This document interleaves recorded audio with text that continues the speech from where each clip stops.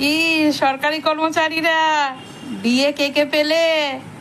আজকে তো আবার শুনলাম বলছে ডিএ দিতে গেলে স্যালারি দেওয়া যাবে না। তাহলে কোনটা নেবে, ডিএ না স্যালারি? দিয়ে দিয়েছে তো বাস। কেমন কি ওটা? স্মার্ট মিটার সরকারি কর্মচারীদের বসাতেই হবে।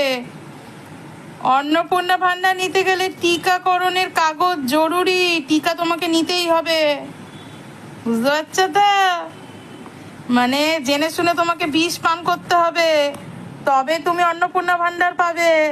ভাই এ মমতা বন্দ্যোপাধ্যায় না, পাল্টানো দরকার। চাই বিজেপি সরকার। কেমন লাগছে পাল্টে? কেমন লাগছে? দারুণ। বছরে 4টের বেশি সিলিন্ডার দেয়া যাবে না। তাহলে গাছও তো দিকে কেটে উড়িয়ে দিচ্ছে, কি করে রান্না করবে? সেই আগেকার দিনের ছোটবেলা গল্প শুনতাম ঠাকুমা দিদিমার কাছে, যে শাকচুন্নি পা ঢুকিয়ে রান্না করে, ওই রকম আমাদের করতে হবে। কি অবস্থা, বুঝতে পারছো? এখন আবার বাংলায় কি চলছে বলছে, ডিম থেরাপি। ভাই এই যে ডিম থেরাপি শুরু হচ্ছে, শেষ কোথায় গিয়ে বোঝা যাচ্ছে তো? যারা যারা করছো তারা মানে এটা কর্মা বলে অলওয়েজ ব্যাক, ঠিক আছে? কই এখন যারা যারা মানে এটা মানে হাত গুনে হচ্ছে, যা বোঝা যাচ্ছে, মানে যারা যারা কি ভালো তৃণমূল হয়েছে তাদের কিন্তু ডিম থেরাপি হচ্ছে না, তাদের গায়ে কিন্তু ডিম পড়ছে না। যারা যারা এখনো খারাপ তৃণমূল রয়েছে তাদেরকে ডিম পড়ছে দেখে দেখে, তাই তো? কুণাল ঘোষ, এদিকে হচ্ছে কল্যাণ বন্দ্যোপাধ্যায়কে তো চোর চোর স্লোগান, একাই 100 আছে, ঠিক আছে? তো যাই হোক, যাদের যাদের ডিম মারার কথা তাদেরকে ডিম আর মারা যাচ্ছে না, কারণ তারা তো এখন তো আমাদের বাপ ভাই হয়ে গেছে, দাদা দিদি হয়ে গেছে। তারাই এখন কি অবস্থা, না ঘরকা না ঘাটকা, দুশ্মনা নাচকা, সেই অবস্থা হয়ে গেছে। যা, আর আমার খালি খারাপ লাগছে এখন সরকারি কর্মচারীদের কথা ভেবে। না মুখ খুলে প্রতিবাদ করতে পারবে, সেলুটে মেরে দিয়েছে। ঘরে স্মার্ট মিটার বসাতেই হবে। তারপরে কি অন্নপূর্ণা ভান্ডারের টাকা তো পাবেই না, দিদি তো সবাইকে ঢেলে দিয়েছিল, ঠিক আছে? চলো দেখো এখন উন্নতি। ডিএ পাবে না, ডিএ দিলে স্যালারি দিতে পারবে না।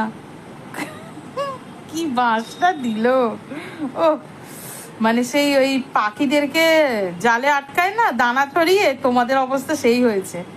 দানাটা ছড়িয়েছিল, যেই খেতে বসেছে ব্যাস খপাত করে ধরে নিয়েছে পাখিকে জালে। ঠিক এই রকম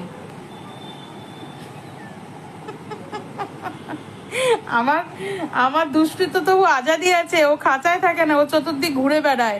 কিন্তু সরকারি কর্মচারীদের অবস্থা এর থেকেও খারাপ, বুঝেছো? এর থেকেও খারাপ। ই দুষ্টু, তাই তো? বললো হ্যাঁ, দেখেছো তো? ফলতায় অনেক দুর্নীতি হয়েছে। আমি এখানে জেলা শাসককে বলে গেলাম, গত আমফানে ফলতাতে প্রত্যেকটা হাউস ড্যামেজে 20,000 টাকা করে প্রধানমন্ত্রী রিলিফ ফান্ড থেকে দেওয়া হয়েছিল। 20,000 ইউনিট টাকা চুরি হয়েছে, আমি তালিকা পেয়েছি, তারও ব্যবস্থা হবে।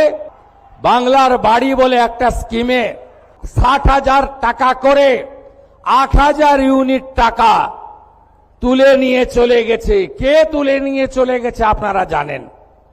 তাকে অভিযোগ আছে বিগত দিনে যিনি বিডিও ছিলেন তিনি সহায়তা করেছেন। বিডিওর বিরুদ্ধে যে ব্যবস্থা নেওয়ার আমাদের ভিজিলেন্স নেবে সরকারি। আর ডিএম সাহেবকে আমি বলে গেলাম, এই ক্ষেত্রে প্রত্যেকটি বেনিফিশিয়ারির লুটের টাকা ফেরত করানো এবং তাদের বিরুদ্ধে প্রয়োজনীয় ব্যবস্থা নেওয়ার কাজ এখানকার জেলা প্রশাসন করবে। আমি এটা নজর রাখব। আমি আপনাদের কথা দিয়ে গেলাম, ফলতায় আইনের শাসন প্রতিষ্ঠা হয়েছে। এখানে শাসকের আইন চলবে না। গুন্ডামি, জঙ্গিপনা, জমি লুট আমরা কোনোটাই ভবিষ্যতে করতে দেব না। ভোট লুট তো অতীত হয়ে গেছে।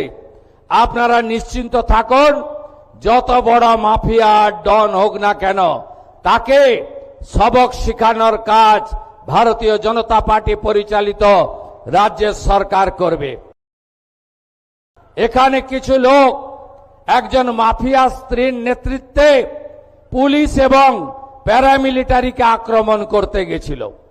আমি এখানে এসপি সাহেব আছেন, আমি বলে গেলাম ভিডিওতে যতগুলোকে ছবিতে দেখা গেছে কেউ যেন বাড়িতে না থাকে। তাদেরকে আইনের আওতায় আনতে হবে এবং ভারতীয় ন্যায় সংহিতার অন্তর্গত রাষ্ট্রবিরোধী কার্যকলাপের যে ধারা আছে, আমি পুলিশ মন্ত্রী হিসেবে আপনাকে নির্দেশ দিচ্ছি, সেই ধারাতে এমন শিক্ষা দিন যাতে কোনোদিন কোন পুলিশ সরকারি কর্মচারী, প্যারামিলিটারি যারা এসেছেন আমাদের সাহায্য করতে, তাদেরকে কেউ আক্রমণ করার সাহস না রাখে। আপনারা শুনলে খুশি হবেন, শুধু জেলের ভাত খাওয়ানো নয়, যারা হামলা করেছে তাদের সম্পত্তি বাজেয়াপ্ত করে। কারণ আপনি ট্রেন থেকে প্ল্যাটফর্মে নামলে আপনার নিশ্চয়ই একটা ফুটবল মাঠ দরকার লাগবে না। যতটুকু দরকার লাগে হকাররা কখনোই কোনো জায়গা অ্যাকোয়ার করে না। কিছু রানিং হকার থাকে আর স্টেশনে কিছু হকার থাকে। সেই মানুষগুলোকে আজকে পেটে লাথি মারা হচ্ছে। দুদিন বাদে যে এই মানুষগুলোকে, এইখানে যে দোকানগুলো দেখছেন, এই দোকানগুলোকে যে পেটে লাথি মেরে এখানে যে কর্পোরেটদের বসাবে না, তার কি গ্যারান্টি আছে? কালকে আপনার বাড়ি আমার বাড়িতে গিয়েও বুলডোজার চালিয়ে দিতে পারে। কোনো কথা নেই, বার্তা নেই, বলে দিতে পারে যে তুমি লস্করি তৈবার সঙ্গে যুক্ত আছো, বা তুমি আলফার সঙ্গে যুক্ত আছো, বা তুমি মাওবাদীদের সঙ্গে যুক্ত আছো, তুমি একটা কিছু রাষ্ট্রীয় সম্পত্তি ধ্বংস করেছো। তা এদের তো মানে ছলের অভাব নেই, তাই এরা যা কিছু করতে পারে। তাই প্রথমেই প্রতিবাদ করতে হবে, প্রথমেই করতে হবে। এরা নিজেদেরকে একটা সায়েন্সা ভাবছে, এরা নিজেদেরকে ভগবানের থেকেও বেশি ভাবছে এবং দেশের আইনকেও মানছে না, বা বলতে পারেন যে দেশের আইনকে এরা টাকা দিয়ে কিনে নিচ্ছে। তাই এরা দেশের আইনকে কয়েকজনকে কিনে নিলেই তো হবে না। দেশের যা সংবিধান যুগ ধরে যা হয়ে আসছে সেটাকে আমরা কখনো অস্বীকার করতে পারি না। তাই আমরা দেশের মানুষ, যারা কনসাস মানুষ, সে যে প্রফেশনেরই হোক না কেন, আর জাতি ধর্ম ভাষা যারই হোক না কেন, আমরা এর বিরুদ্ধে প্রতিবাদে সোচ্চার হব। আজকে গরিব মানুষের পেটে লাথি মারছে, কালকে যে কোনো মানুষের পেটে গিয়ে লাথি মারবে। আমরা সেই লাথিটা মেনে নেব না। এরা যখনই প্রথমেই এসে যা শুরু করেছে, এটাই যদি এখন একটা প্রবলভাবে আমরা বাধা দিই, তাহলে একদিন কেউ আর একাকিত্বে ভুগবে না, কাউকে আর একা আক্রমণ করে এরা শেষ করে দিতে পারবে না। তাই আমরা এই লড়াইটা চালিয়ে যাব।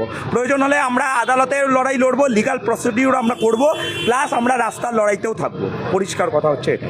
এই গরিব নিরীহ মানুষের যে বাসাগুলোকে ভেঙে দিচ্ছে, দোকানগুলোকে ভেঙে দিচ্ছে, এটাকে কখনোই সমর্থন করার নয়। তোমাদের যদি কিছু ভাঙতেই হয়, যারা অবৈধ কাজ কারবার করছে, নেশার জিনিসের কারবার করছে, বা মেয়ে পাচার করছে, বা বেআইনিভাবে নির্মাণ করেছে, তাহলে মূল মাথা যারা, তাদেরকে গিয়ে ধরো। তারা যদি বেনামে অন্যের জমি দখল করে সম্পত্তি বানিয়ে থাকে, সেগুলো বুলডোজার দিয়ে ভাঙো। তাও তার বাড়ির লোককে কখনো হ্যারাস করতে পারো না, সেই অধিকার তোমাদের কেউ দেয়নি, সে যতই তোমরা ভোটে জিতে আসো না কেন।